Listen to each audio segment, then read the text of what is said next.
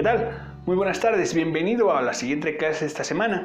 El día de hoy vamos a trabajar las identidades nacionales y cada vez que llego a hablar de este tema en mis clases presenciales le hago una pregunta a mis alumnos y la pregunta es, ¿qué es lo que te hace orgulloso de sentirte mexicano? Digo, si nos ves en otro país, pues tendrás tus propias opiniones, pero aquí tenemos respuestas bastante comunes. Te voy a dar unos segunditos para que pienses cuál es lo que te hace sentir más orgulloso de ser mexicano y qué es lo que no te hace muy orgulloso de ello. Esperemos aquí.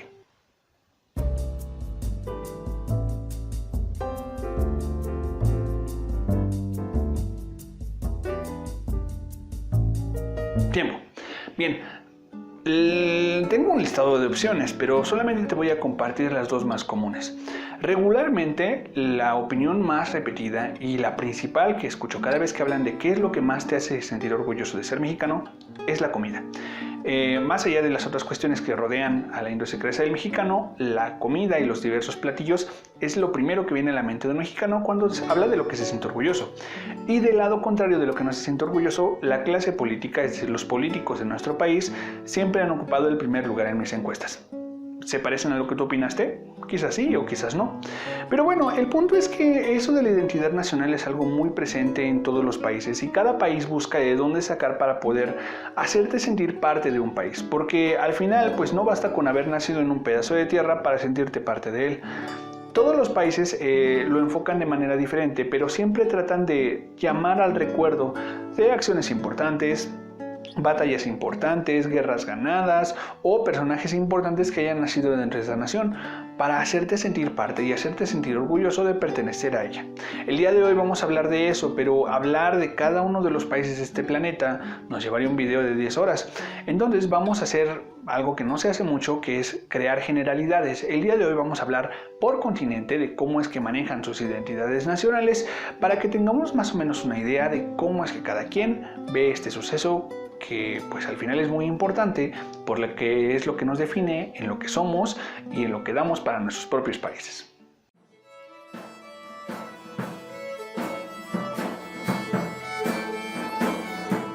Bien, las identidades nacionales las vamos a comenzar por el país principal, que es Europa. ¿Y por qué las comillas? Bueno, cada uno de los países que ocupa el continente europeo trata de poner características muy fijas de cómo son y casi caen en el estereotipo. Mucho de ello lo aprendimos y hemos sabido que viene de muchos años atrás debido a que se menciona demasiado en la literatura. Por ejemplo, hay fragmentos de libros clásicos como Los Tres Mosqueteros donde hablan de características de cada persona dentro del territorio francés o en Robin Hood del territorio inglés.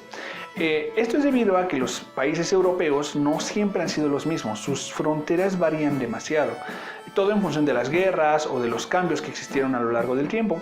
Y los europeos buscan su identidad nacional haciéndose sentir orgullosos de las personas, de las civilizaciones y de los sucesos que han pasado ahí.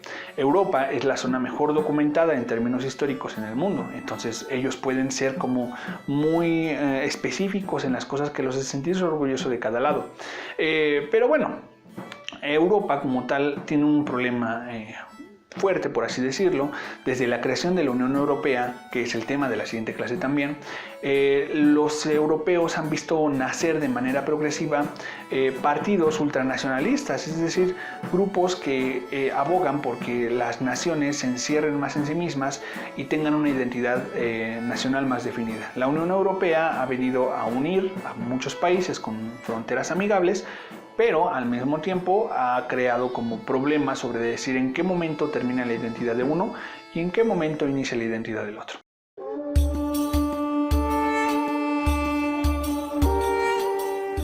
El segundo continente es Asia y Asia apuesta a la longevidad, es decir, a qué tan viejos son sus países. Recuerda conmigo que los países asiáticos los podríamos dividir en dos bloques. Por una parte, los países del desierto, todos estos países de lengua árabe, y por otra parte, los países que se encuentran más al oriente, específicamente las partes de China, Japón y Corea. Bueno, Estos países abogan por una historia larguísima, es decir, registros de civilización que datan desde 5000 años atrás. La parte de los países del desierto, la parte de los árabes, también tiene que ver mucho su identidad con la religión musulmana. Bueno, la religión obviamente es muy fuerte, pero para ellos es más simbólica porque la religión musulmana fue la que se encargó de unirlos a todos bajo un mismo tipo de identidad. Incluso el árabe, el idioma principal, tiene muchas variantes, así como en el español hay muchos acentos. El árabe tiene muchas diferencias entre algunos tipos de países. Entonces, ellos usan a manera de diccionario, por así decirlo, o de centro común de lenguaje, el Corán, que es el libro sagrado de los musulmanes. Del lado de los asiáticos, del lado de los orientales, la cosa cambia un poquitito porque son muy herméticos, es decir, las culturas china, japonesa y coreana, digamos que son muy reservadas, aparte de que estos países no aceptan con facilidad a un extranjero, lo que ha llevado a que la identidad de estos tres países sea muy única y se haya conservado igual durante muchísimos siglos. Eso obviamente la hace muy atractiva para los países occidentales y es por ello que tenemos tantas referencias de las culturas de ese lado del mundo en nuestra parte del planeta.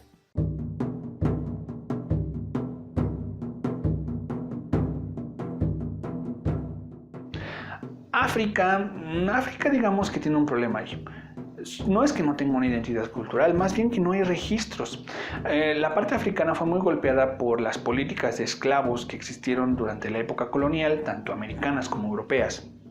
Y entonces, pues lo que pudimos haber sabido de grandes civilizaciones y grandes reyes, pues muchas veces terminó ahí con los esclavos en las plantaciones en otras partes del planeta. Eso ha llevado a que la identidad africana sea difícil de examinar, porque pareciera que el único aspecto que los une es el color de piel. Pero es más profundo que ello. Digamos que la identidad africana se encuentra en su adolescencia. No es que no exista, el problema es que la identidad no ha podido traspasar una barrera regional. Solamente hay partes del continente africano o incluso dentro de los mismos países africanos que tienen algo que los identifica pero que no comparten con otra parte. Y obviamente eso es culpa pues de las partes abusivas que hicieron otros continentes con el territorio. Sin embargo, conforme ha pasado el tiempo y ya no hay exclusiones, es decir, ya no hay intromisiones, de las partes europeas en especial, pues los africanos han ido desarrollando su propio tipo de cultura, su propio tipo de cine, su propio tipo de lenguaje, su propio todo. Y esperemos que en los siguientes años la parte africana se pueda reconocer tanto como el resto de los continentes.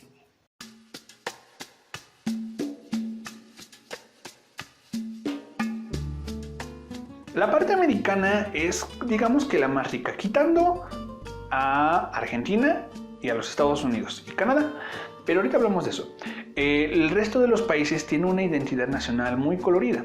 Ello es debido a que aceptan muy bien el mestizaje. Sabemos que no solamente somos originarios de los pueblos que estaban aquí, sino que había personas de Europa, de África, de Asia que vinieron y mezclaron su forma de ser con nuestra forma de ser y crearon una parte muy única. Que la comida sea la primera referencia de los países americanos no es una casualidad.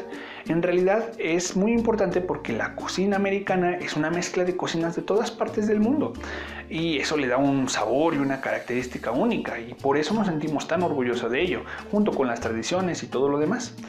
Y regresando a estos tres países de los que hablamos al principio, Argentina, Estados Unidos y Canadá, ellos son países de inmigrantes, es decir, gente de Europa vino y los habitó y no existió tanto el mestizaje. Es por ello que, por darte un ejemplo, siguiendo hablando del tema, su comida es muy básica. O sea, un choripán es un chorizo en un bolillo y un hot dog es un pedazo de carne en un pan. No hay gran ciencia en eso. Pero, debido a que son países de inmigrantes y se parecen mucho a los europeos, las culturas y las tradiciones que son muy superficiales de estos 2-3 países encuentran muy buen recibimiento en el resto de América. Es decir, nos gusta porque se parece a lo que nos queda muy lejos. Aunque en realidad a tanto argentinos como estadounidenses y canadienses les ha costado mucho trabajo encontrar algo de donde agarrar su identidad que no sean fenómenos modernos. Y hay muchísimos ejemplos de eso. Ojalá los puedas pensarlo también.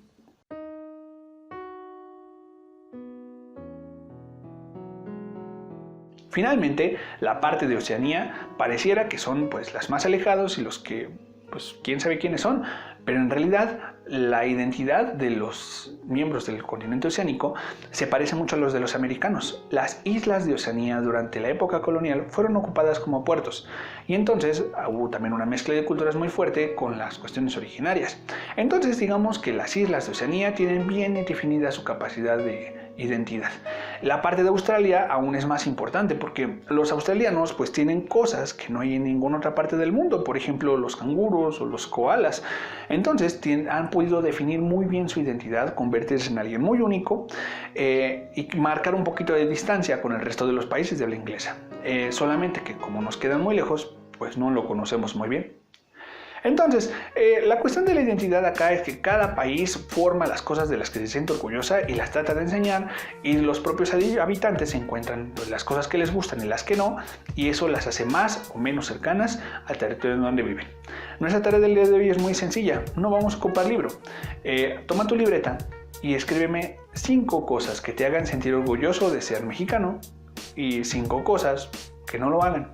Y explícame cada una de ellas. ¿Por qué? Bueno, me gusta la comida por tal, me siento orgulloso por tal, para que podamos compartirlo después en nuestro trabajo grupal, o si nos estás viendo de otra parte, para que tú mismo hagas ese ejercicio reflexivo y bueno, podamos tener una mejor impresión de por qué estamos aquí, qué nos gusta, qué no nos gusta y qué podríamos cambiar.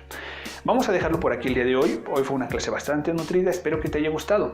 No olvides suscribirte a nuestro canal, darnos like en nuestras redes sociales y seguir con nosotros para que podamos terminar bien este curso. Nos vemos la semana que viene con la Unión Europea. Soy Tomás Enrique Flores y nos vemos pronto.